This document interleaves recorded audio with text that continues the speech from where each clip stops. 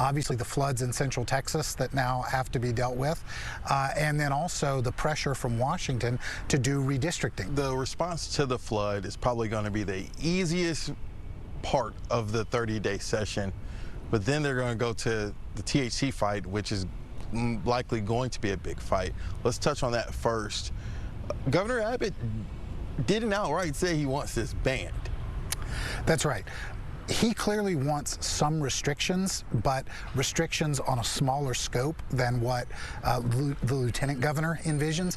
And so I think that's what's going to have to be hashed out. Is there going to be a kind of comprehensive, strict restriction and regulation of these products, or is it going to be a much looser, more permissive regulation regime? Other topics on the special session agenda include property tax cuts, abortion restrictions, and eliminating the STAR test. But by far the biggest fight will be over redistricting. It's not illegal to do a redraw right now, but doesn't that signal that the White House is nervous about the midterms?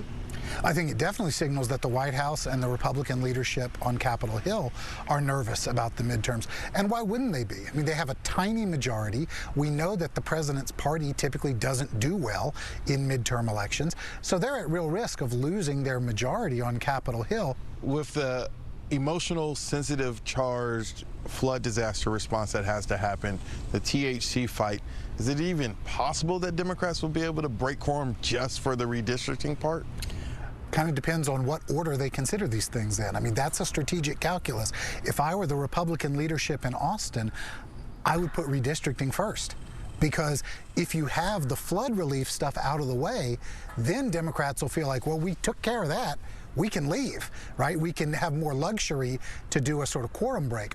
Whereas if you put redistricting up front and Democrats break quorum, then Republicans can say, look, Democrats won't let us get to the flood relief because they fled to wherever.